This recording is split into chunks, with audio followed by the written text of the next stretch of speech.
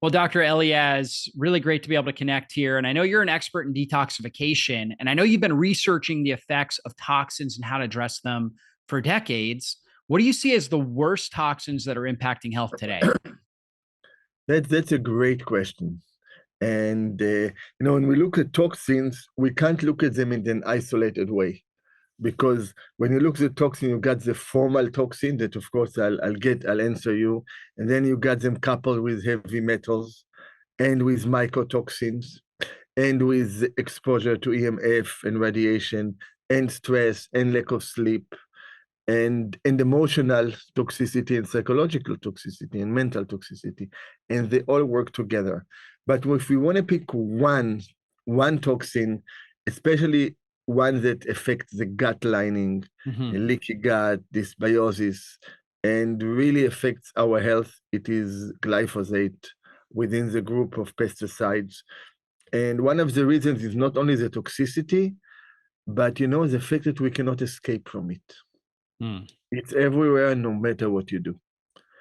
And there are other ways. You can have an air filter if you have mycotoxins. You can avoid heavy metals in your water, but you really cannot avoid glyphosate. It's everywhere Mm. because of it's a water soluble substance. So it can, if you look at areas where it's being sprayed in a flat area, it will go 10, 15 miles.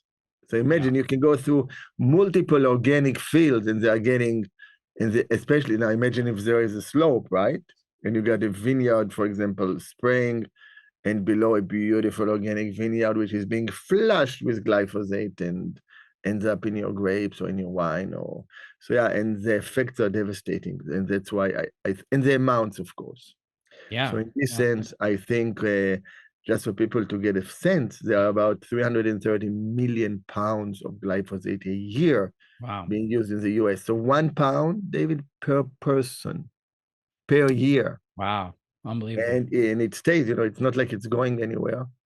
And if you look at the chart of pesticides, there are another 20 pesticides that are used in levels of tens of millions of pounds. Mm. And and one of the things is when you look at pesticides, they are made in very toxic solutions, soups that are not regulated. Right. So So they might test like one chemical, but they're not testing the exactly, chemical soup together. exactly. And this is why definitely glyphosate is something that people are not aware enough or aware. And, even in our field, we kind of get used to accepting it. I know from my field, I know I've done a lot of important work in detoxification, heavy metal removal. As part of my work with Galectin 3 and modified cytospectin, and published on it 25 years ago and showed that there are effective ways. And I really kind of got numbed to the idea that, okay, you can't do anything about glyphosate. So I realized how much it's affecting patients. And in this sense, I made it a goal of mine the last 3 years to put more emphasis into it and to find a solution, which I found. But it's because it's really something that we don't have ownership on. We don't have it's given to us without permission. Yeah, absolutely. Yeah, yeah, Well, glyphosate is, I guess one of the most well talked about herbicides, and right. so its goal, the reason why that agricultural uh, professionals are using it is to try to keep weeds down and things like that. Right. How does it impact us when we consume it?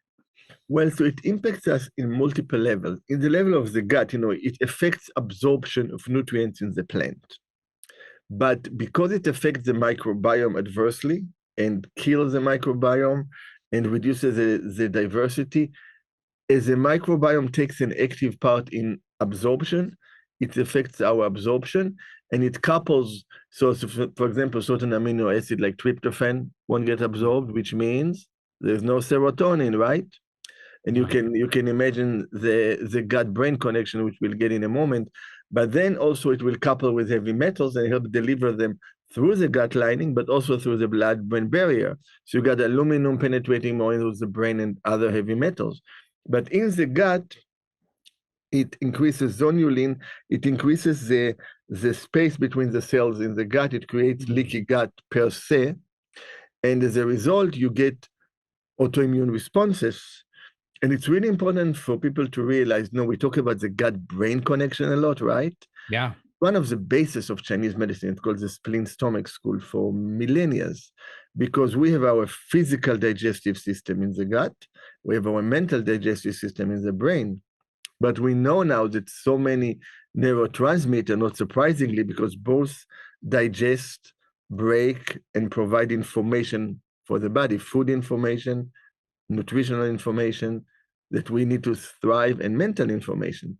So as that, it's not surprising that a lot of the neurotransmitters are manufactured in the gut, and that anything or many of the things that will disrupt the gut lining will also disrupt the blood-brain barrier. So now you get an immune response, or a response to molecules that are not supposed to be in the brain. Now you're dealing with neuroinflammation.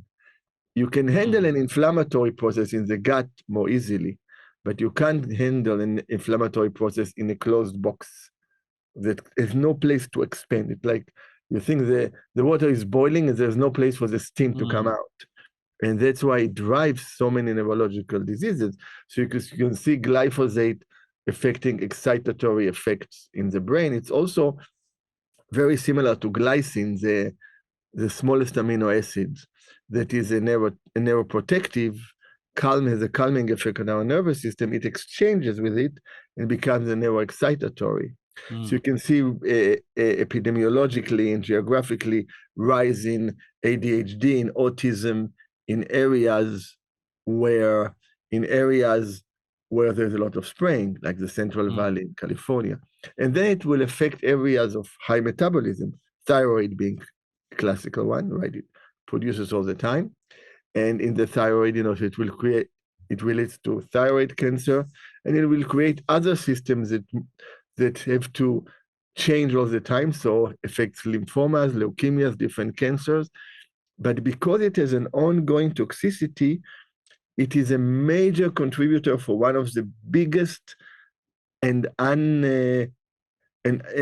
diseases that don't get enough attention in this country and all over the world, which is chronic kidney disease. 17% of the population. So glyphosate drives chronic kidney disease. It can also disrupt glutathione production because glycine is being disturbed, and it also weakens glycine-driven proteins, so it will weaken collagen, and so you get joint problem and tendon problems. So it's something we have to be aware of, and with something we have to address on a daily basis, because we get exposed. Everyone will have some glyphosate in the urine. I mean, it's rare. I don't think I've seen somebody with no glyphosate in the urine. Maybe 1 in 100.